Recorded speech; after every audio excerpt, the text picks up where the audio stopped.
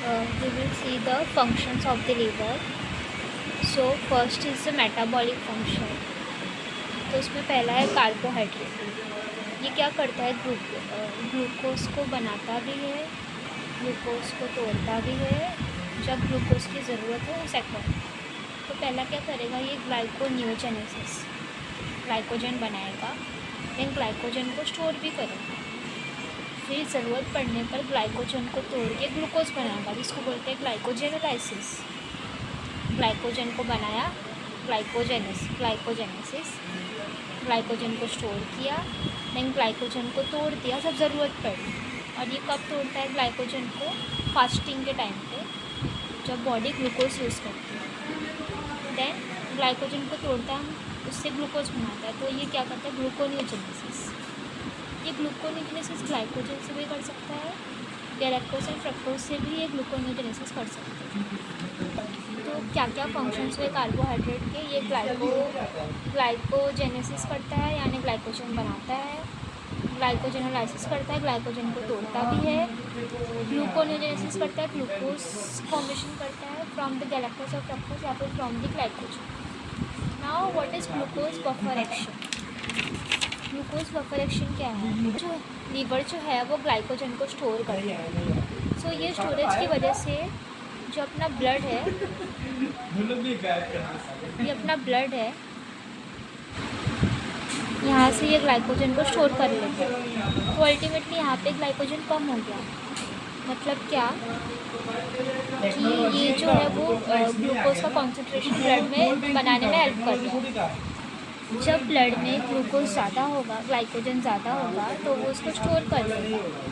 But जब glycogen का concentration, glucose का कॉन्सेंट्रेशन बहुत कम हो जाएगा, देन वो ग्लूकोज को रिलीज़ करता है। तो ये क्या कर रहा है, ग्लूकोज बफर एक्शन कर रहा है, यानी कि ग्लूकोज का कॉन्सेंट्रेशन मेंटेन कर रहा है। Storage of glycogen allows liver to remove excess glucose from the blood. ये जो ग्लाइकोजन स्टोर करता है, इसकी वजह से जो यहाँ पे एक्सेस ग्लूकोज है वो रिमूव हो जाते हैं। फिर क्या करता है, जब कॉन्सेंट्रेशन कम हो जाएगा इसमें ग्लूकोज का, then it will again provide glucose to the blood. तो ये ग्लूकोज बफर एक्शन। अभी आता है फैट मेटाबॉलिज्म। फैट मेटाबॉलिज्म में भी क्या करता है, फैट का फॉर्मेशन करता है। कैसे? ग्लिसरॉल एंड फैटी एसिड को ये ट्राइग्लिसराइड में कन्वर्ट करता है। फिर वो क्या क्या सिंथेसाइज करता है liver? Phospholipids, lipoproteins and fat. Fat कहाँ से? प्रोटीन एंड कार्बोहाइड्रेट से ये फैट बनता है।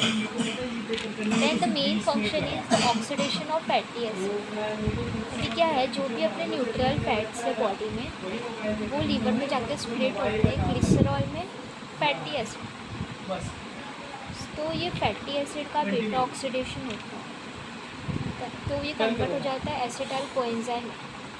एसिटाइल कोएंजाइम एक क्रेब्स साइकिल में जाता है। इससे जो भी एनर्जी मिलती है वो बॉडी यूज़ करती है। तो इस तरह ये फैट से बॉडी को एनर्जी भी प्रोवाइड करता है। पहला क्या कर रहा है, ये फैट का फॉर्मेशन कर रहा है, ट्राइग्लिसराइड का फॉर्मेशन कर रहा है from glycerol and the fatty acid. दूसरा, ये क्या क्या सिंथेसाइज करता है? Phospholipid, lipoprotein and fat. Fat कहाँ से बनाता है? प्रोटीन एंड कार्बोहाइड्रेट से भी ये फैट बनाता है ज़रूरत पड़ने पर। Then oxidation of fatty acid, कोई भी न्यूट्रल फैट होगा वो इसको स्प्लिट कर देगा glycerol and fatty acid. Fatty acid का बीटा ऑक्सीडेशन होगा। देन ये बीटा ऑक्सीडेशन की वजह से फैटी एसिड कन्वर्ट हो जाएगा एसिटाइल कोएंजाइम में। ये एंटर करेगा क्रेब्स साइकिल में और इससे एनर्जी सारे बॉडी को मिलेगी। फिर आता है प्रोटीन्स। प्रोटीन्स क्या करता है, ये प्रोटीन्स पे क्या एक्शन है लीवर का? ये क्या करेगा, D amination of the amino acid. Amino acid में से अमाइन ग्रुप को निकाल देता है, D amination of the amino acid. और लीवर में बहुत सारे प्लाज्मा प्रोटीन्स और यूरिया भी फॉर्म होता है। प्लाज्मा प्रोटीन्स और urea formation, D amination of the amino acid. फिर क्या है, स्टोरेज फंक्शन। लीवर क्या क्या स्टोर करता है? सो लीवर जो है वो आयरन को स्टोर करता है फेरेटिन के फॉर्म में, और ये वाइटामिन को स्टोर करता है। वाइटामिन कौन से? Mostly vitamin A, D and the vitamin B. ये हो गया उसका स्टोरेज फंक्शन। देन ये ये क्या करता है, क्लॉटिंग फैक्टर्स, जो भी ब्लड कोआगुलेशन के टाइम पे क्लॉटिंग फैक्टर्स रिलीज़ हो रहे थे उसमें से मोस्टली ये बनाता है, जैसे कि fibrinogen, prothrombin, accelerator globulin and factor 7। Now अभी ये सारे जो क्लॉटिंग फैक्टर 7 है, 9 है, 10 है, इसको बनाने के लिए विटामिन के की ज़रूरत है, क्योंकि वो भी लीवर में ही बनता है। अब ये विटामिन के अगर नहीं रहा तो ये क्लॉटिंग फैक्टर नहीं बनेंगे।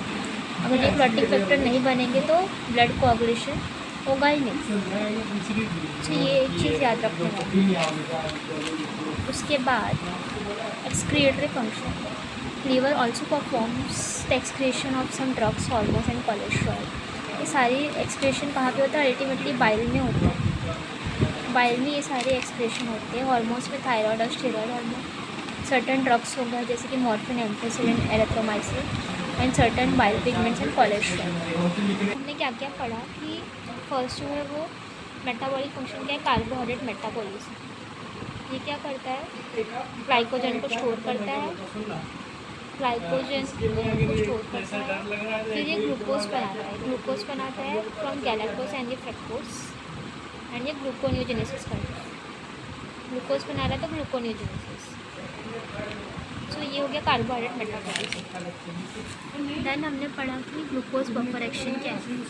Liver is specially important for maintaining a normal blood glucose concentration.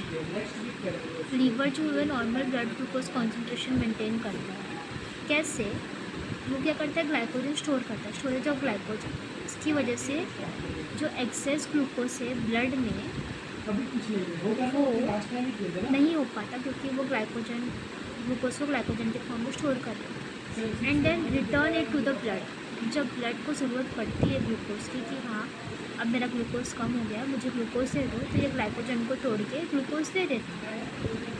सो इस तरह से ये क्या करता है, ग्लूकोज का कॉन्सेंट्रेशन मेंटेन करता है। इसलिए इसको बोलते हैं glucose buffer action, buffer function of the liver. वापस से कार्बोहाइड्रेट मेटाबॉलिज्म में क्या पढ़ा कि ग्लाइकोजन को स्टोर करता है, फिर ग्लूकोज का फॉर्मेशन करता है फ्रॉम गैलेक्टोज एंड फ्रक्टोज, और इसका जो है ग्लूकोज कॉन्सेंट्रेशन मेंटेन करने में बहुत ही इम्पॉर्टेंट रोल है, बिकॉज ये ग्लाइकोजन को स्टोर करता है, जिसकी वजह से एक्सेस जो भी ग्लूकोज है ब्लड में वो रिमूव हो जाता है। और ब्लड को जब ग्लूकोज कॉन्सेंट्रेशन कम होता है तो वो ग्लाइकोजन तोड़ के ग्लूकोज दे देते हैं। That it is called as glucose buffer function of the liver. फिर आता है फैट मेटाबॉलिज्म। फैट मेटाबॉलिज्म क्या है, ये क्या करता है, फैटी एसिड का ऑक्सीडेशन करता है to supply energy for body. अब ये ऑक्सीडेशन ऑफ फैटी एसिड जो हमने अभी देखा कि फैटी एसिड को स्प्लिट होगा, न्यूट्रल फैट स्प्लिट होगा ग्लिसरॉल में एंड फैटी एसिड। फिर फैटी एसिड का बीटा ऑक्सीडेशन होगा, बीटा ऑक्सीडेशन से फॉर्म होगा एसिटाइल कोएंजाइम। एसिटाइल कोएंजाइम में जाएगा क्रेब्स साइकिल में या फिर सिट्रिक एसिड साइकिल में, एंड देन वहाँ से सारे हेपेटिक सेल्स को एनर्जी मिलती। तो ये हो गया ऑक्सीडेशन ऑफ फैटी एसिड, जिससे हमें अब एनर्जी मिलती। फिर ये कुछ फैट्स का सिंथेसिस भी कर रहा है, जैसे कि cholesterol, phospholipid and lipoproteins. And ये फैट का भी सिंथेसिस कर रहा है from protein and the carbohydrate. Synthesis किसका कर रहा है, cholesterol, phospholipids, lipoproteins and fat का, और ऑक्सीडेशन की वजह से हमें एनर्जी मिल रही है। ये हो गया fat metabolism. And protein metabolism में क्या है, ये क्या करता है, D amination of the protein, urea का फॉर्मेशन करता है, प्लाज्मा प्रोटीन का फॉर्मेशन करता है, देन ये अमाइनो एसिड से अदर कंपाउंड्स भी बनाता है। ये हो गया प्रोटीन मेटाबॉलिज्म। फिर अदर फंक्शन क्या है, स्टोरेज फंक्शन। क्या स्टोर करते हैं, विटामिन स्टोर करते हैं, फेरेटिन स्टोर करते हैं। The liver has particular propensity for storing vitamins and has long been known as the excellent source of certain vitamins in treatment of patients. So vitamins कौन से majorly store करता है, vitamin D, vitamin A and vitamin B. Except for the iron in the haemoglobin of the blood, by far the greatest proportion of iron in the body is stored in the liver.